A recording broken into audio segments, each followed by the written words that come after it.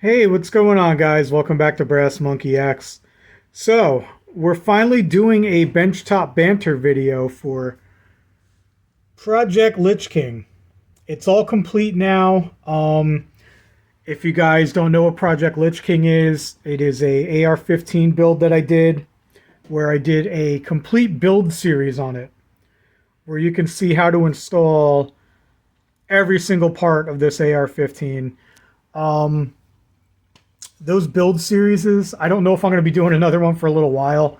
So they take forever for me to do. Um, I like doing them. I enjoy doing it. I like getting that info out there to you guys, but it really is a pain in the butt to film every little aspect of putting together an AR-15. So I don't know if I'm going to be doing any more of those for quite some time, but enough about that. We're here to talk about the rifle, guys.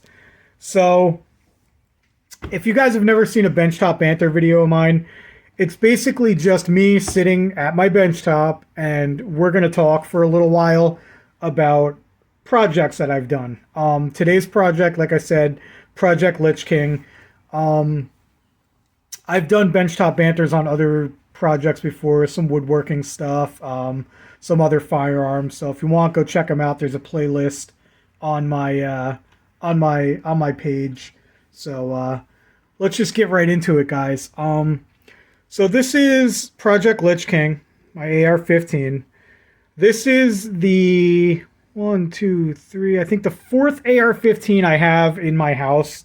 It's not the fourth build I've ever done. I've done plenty of builds before for other people, for friends, family, stuff like that. But this one's a keeper. This one was for me. Now, the whole concept of Project Lich King here was I wanted to build a lightweight, skeletonized AR-15. That was my thinking here. I wanted to build it in a very light, very fast, high velocity caliber. So the first thing I did was I seeked out a caliber for this thing. I wanted to build it in 22 Nosler. I figured it's an oddball caliber. I like things like that. I don't like normal stuff. The first AR-15 I built was like a semi-auto precision rifle in 6.5 Grendel. If I'm building a rifle, like I want to build something different. I don't want something that you can go buy off of a shelf. I don't want normal. I want something. I want a piece you can talk about. So like I said, I chose the lightest, fastest caliber I could think of, 22 Nosler. I knew that I wanted it skeletonized. I wanted something super lightweight. I wanted something like you think of like a competition gun, like a 3-gun competition gun. So at first I was thinking I was going to have all kinds of optics on this. Like I was going to want a scope. I was going to want to put one of those cantilevered like 45-degree red dots on there. I was going to have backup irons. And I was like, you know what? This thing's going to start getting way too heavy. I wanted to keep the weight down. Because the first AR that I ever built for myself ended up weighing 12 pounds. The thing's a beast. The next one I built for myself, Project Starling, you guys have seen that. It's on my channel. If you haven't seen it, go check it out. There's a whole playlist on it. That one turned out to be 9 pounds, which I was okay with. It was a 20-inch barrel on it. I wasn't concerned about weight. Ended up being 9 pounds. So I wanted to build a rifle a little bit lighter than that. So we'll talk about the weight in a little bit and what happened there. But yeah, that was the whole point of this, was lightweight, race gun, competition type rifle. I wanted to keep it real slick looking. So, I mean, the aesthetics I nailed it. It's right on. I got that skeletonized look I wanted. I got the skeletonized forend. The grip there skeletonized. The stock is skeletonized. The scope mount is skeletonized. Even the trigger guard there is skeletonized. Like, so it definitely, I nailed it with the look that I wanted. But what else with the concept? I know I wanted an 18-inch barrel on it, as I have a 22-inch barrel on an AR. I have a 20-inch barreled AR. I'm slowly working my way down, so I wanted to do an 18-inch AR this time around. I figured it's a decent length. It's not too long. It's not too short. I didn't want to do like a pistol size, nothing under 16 inch. I want to keep everything above 16 inch that I build. But yeah, that was the concept for it. And what we ended up doing, I'm going to get to all the parts here. I'm going to go over the whole parts list for you. I'm going to tell you how much it weighed, tell you where I got all my parts, and I'm going to tell you how much it ended up costing me in the long run. But like I've said in the past, guys, always keep a checklist. I like to keep a checklist of all my parts, where I got them from, you know, how much they cost. I keep all of my receipts here, guys. You got to stay organized. Keep everything. It's handy. It's good to keep all that stuff. But we'll run down the parts list. I'll show you each part individually, tell you where I got it and how much it cost. So the majority of the parts for this gun came from Optics Planet. Pretty much everything came from Optics Planet except the upper receiver and the lower receiver, I think. Oh, and the scope and the scope mount. I got those somewhere else too. But everything else came from Optics Planet. Little trick when you're ordering from Optics Planet, don't order everything at the same time. Because what Optics Planet does is they give you this stuff, if you have an account with them, it's called Optics Bucks, where when you make purchases, they will, once that order ships, you get a certain amount of money back towards your next purchase. So I order my stuff in installments. I placed I think it was 4 orders. That way I could get a little bit of a discount every time. Because with each order, they give you some money back. So, little trick. Don't order everything at one time. But let's go ahead and start here. I'm going to run down the list. So, our first part, we did the lower receiver. It's an Anderson Manufacturing lower receiver, the AM15. It's just their standard lower. I bought a bulk pack of these a while back. I bought like 3 or 4 of them. I got them from Gunbroker. So, it was only $100. They were $100 each. Like I said, I bought the bulk pack, so I think I paid like $400 when I ordered them. Then our upper receiver is a Nordics Components NC15 extruded upper.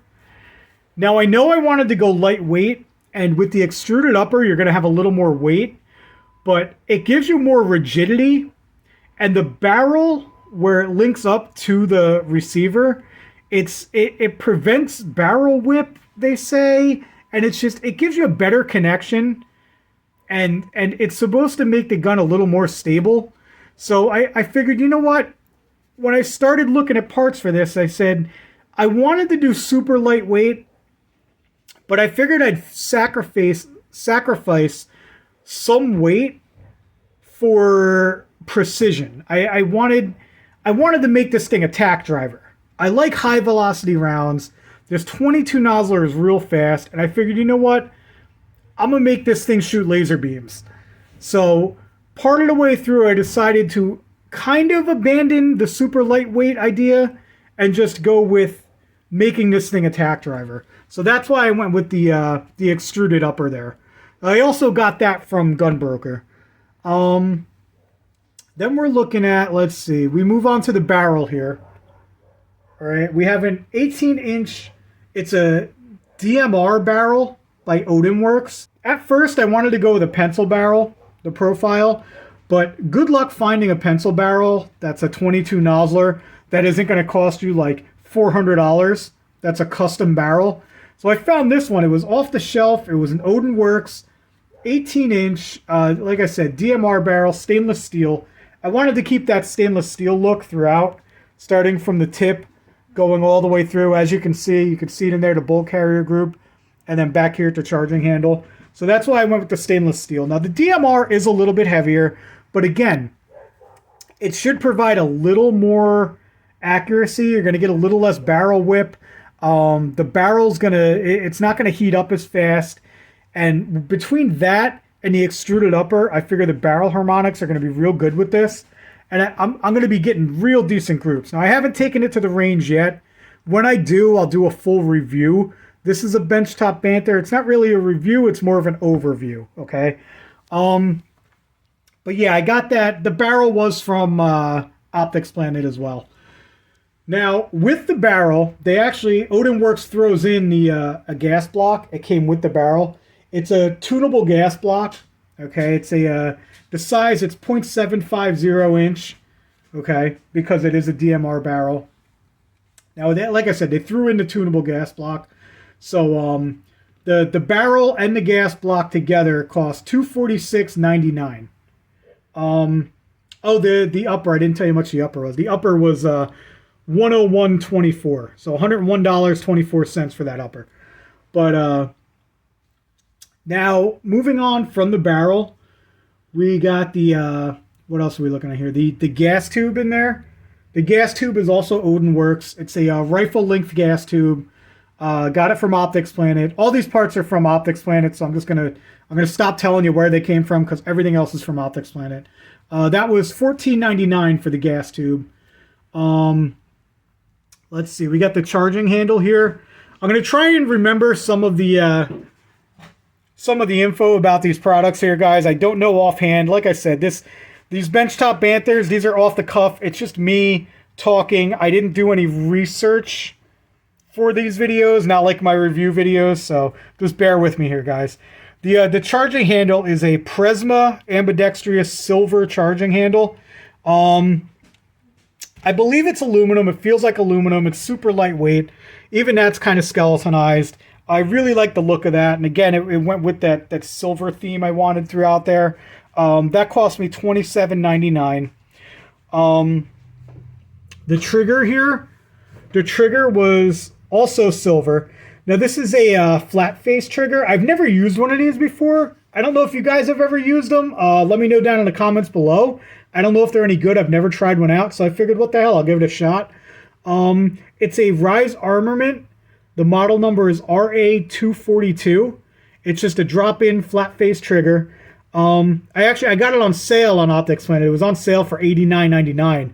So it's a pretty good deal. It's advertised at a 4-pound trigger pull. I mean, I'm going to put that to the test. I'll take it to the range. I'm going to see how it feels. And when I do a true review video on this, I'll do a trigger pull on it and we'll figure it out. We'll check the weight on that trigger pull. Now we're looking at the grip here. The grip is also by Prisma, same company as the charging handle. I've never heard of them before, but I mean, they seem to make pretty decent products. It's the Prisma skeletonized grip. That's all it's called. I got no model number or anything for you. We paid $53.39 for that. It seems like it's a anodized aluminum. Really nice feel to it. Really lightweight. Yeah, I like that. I like that grip a lot. Trigger guard. I went with a Strike Industries. It's a billet aluminum. It's called the Cobra. I used that on one of my other builds before. I really like that one. Again, super lightweight, but I like the look of that. I like how it flares out there, and it gives you somewhere to rest your finger when you're not on the trigger. So I thought that was pretty cool. I like the look of that. All right, now we're looking at the foregrip here. Another Strike Industries. It's called the Strike Industries Link Curved Polymer Foregrip. Now, I like to have that on there. It's just somewhere so I know where to put my hand. I know where to index my hand when I grab the handle. I don't have to think about it, and my hand immediately just goes right to where I'm comfortable. So, I mean, when you put those on, it takes a little figuring out where you want to place them. But once you have it, you're good. Your hand will always go right to it. I love throwing those on there. Like I said, it's polymer, super lightweight. It doesn't weigh anything. It doesn't hurt to put these things on there. I have one on most of my AR-15s. That was $13.95. The magazine. Now, the magazine here, let me get this out of here for you. Take a look at it. All right, guys, magazine. It's one of those standard just aluminum magazines. It is a Duramag. It's when you're doing something at 22 Nosler, you can't use a regular 223 mag. This one is 6.8 SPC. Okay. It's only a 10-round magazine because, again, I'm in New Jersey, so as of right now, we can only use 10-round magazines. The magazine cost me $17.49. Little thing about the magazine here, these little graphics on here. My wife makes these for me.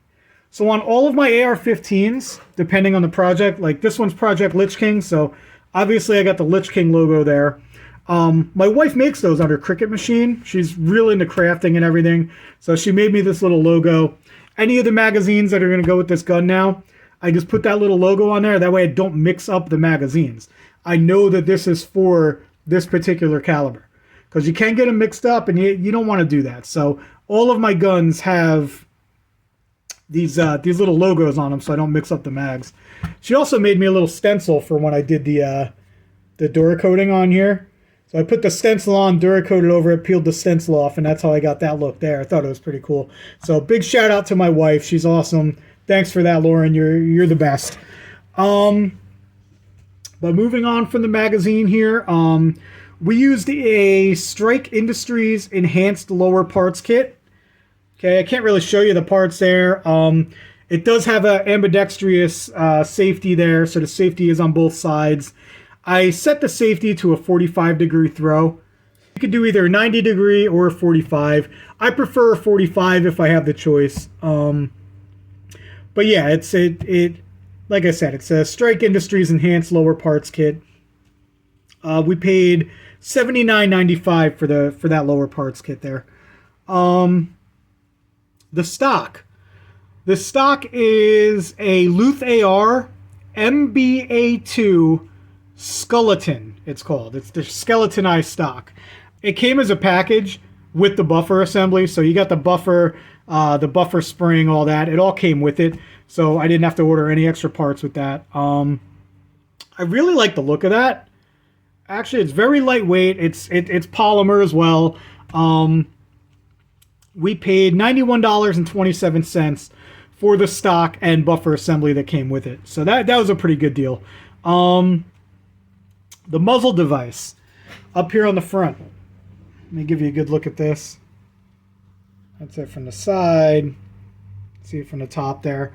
The muzzle device is a Fortis.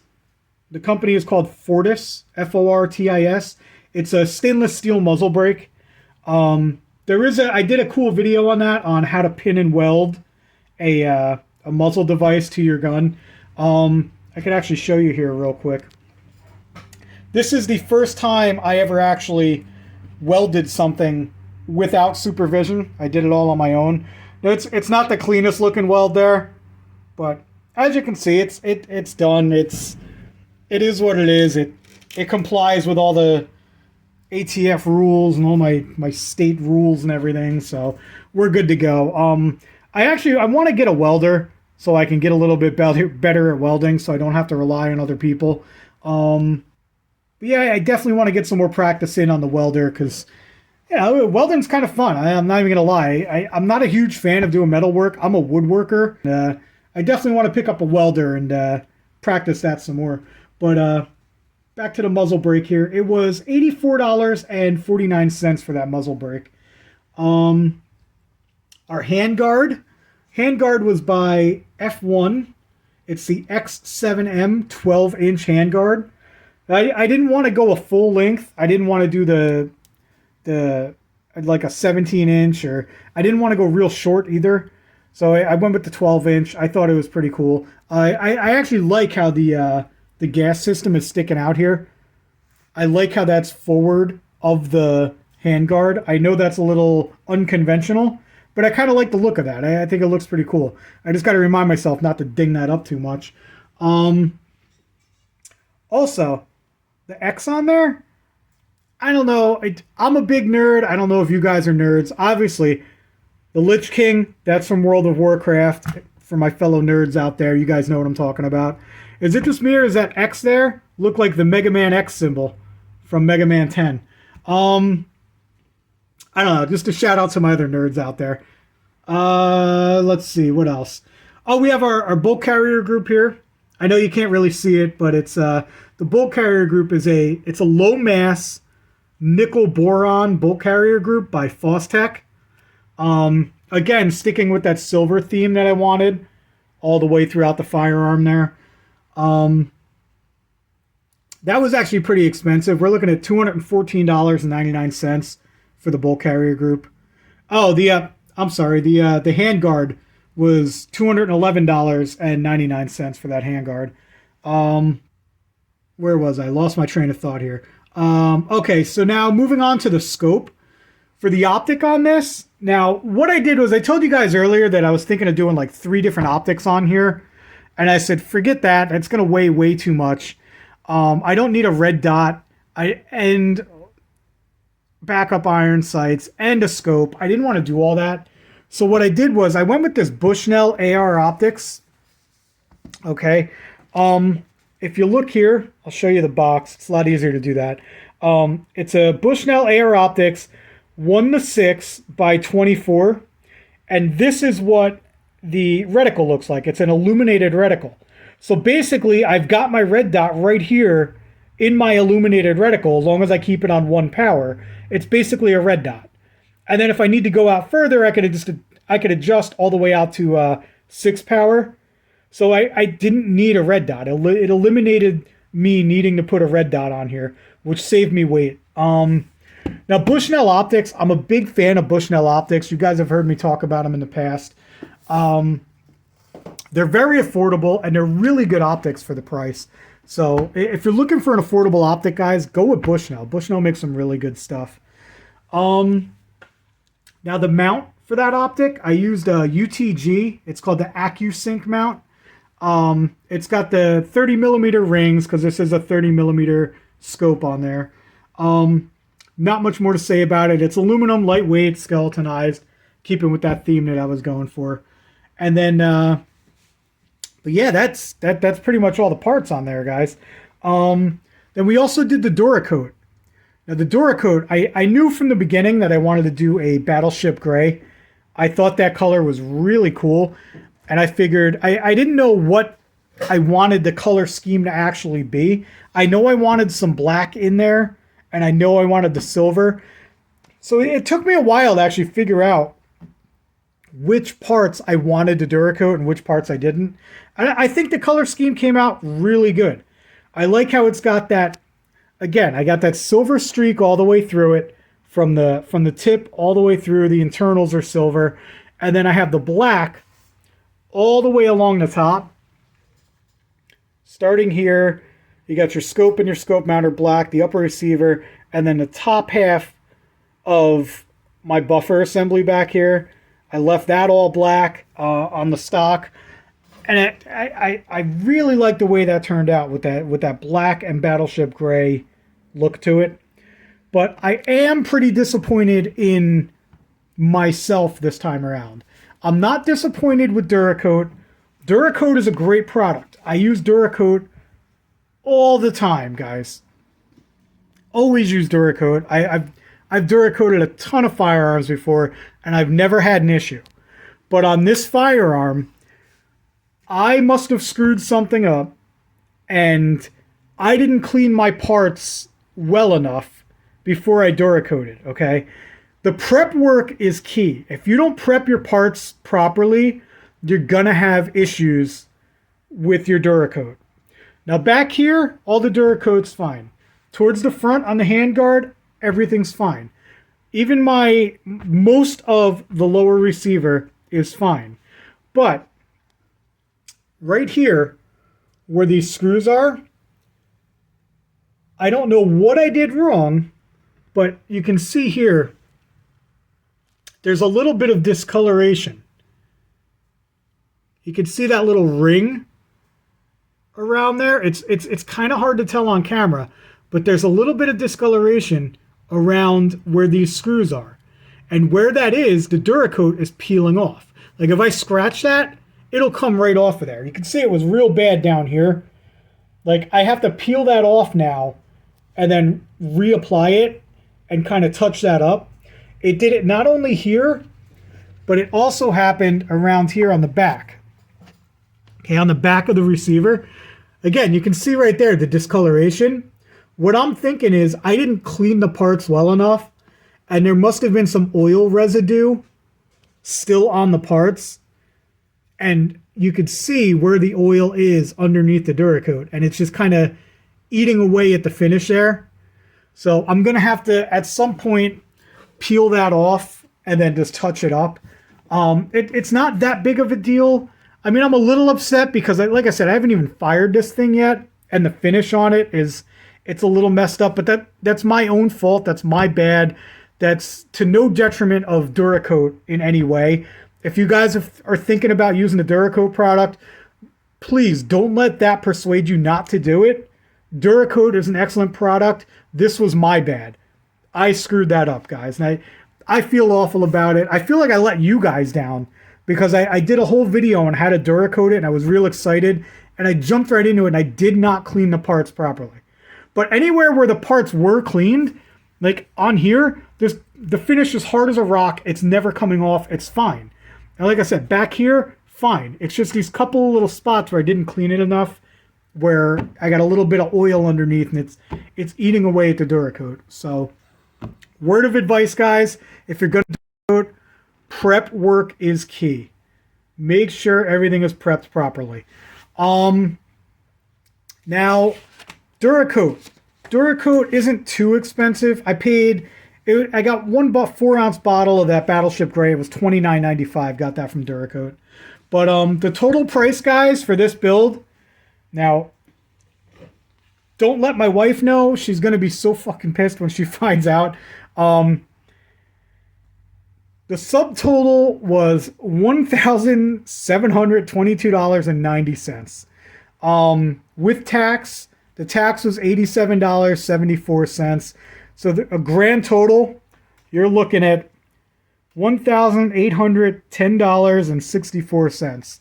Now, I know that's a lot of money for a build, guys, but like I said, I wasn't concerned about the cost on this one. I just wanted to build an awesome rifle. Like I said, lightweight, skeletonized, badass looking, which it turned out exactly how I wanted. As far as the weight goes on this, I wanted to keep that weight down, guys. I just weighed it before I did this video. We're right at 9 pounds. Now, that's not real heavy. It's not super light either, though. If I didn't do all these skeletonized parts, we're probably looking at another 11 to 12 pound rifle, which I totally didn't want. So a 9-pound rifle, I'm okay with that.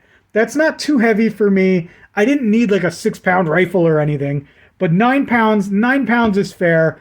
I'm totally okay with having a 9-pound rifle. But yeah, guys, 9 pounds, $1,800. Looks badass. Looks really cool. Can't wait to get it to the range and try it out. Again, don't tell my wife. If you know her, please don't let her know I spent $1,800 on this rifle. I don't know why I'm even saying that. I know she watches all my videos. I'm probably going to be in trouble anyway when she sees it. But yeah, guys, there it is. There's a look at Project Lich King. I hope you guys like it. I put a lot into this build. And yeah, there it is. But stay tuned, guys. There's going to be more. I'm going to bring this out to the range. I'm going to show you guys how to adjust the scope and get that on target. I'm going to show you guys how to adjust the gas block, because this is an adjustable gas block on there. So if you guys don't know how to work one of those, I'm going to show you guys how to adjust that too. But yeah, that's it, guys. That's Project Lich King. This was another episode of BenchTop Banter. And thanks for tuning in, guys. I really appreciate it. And we'll catch you next time.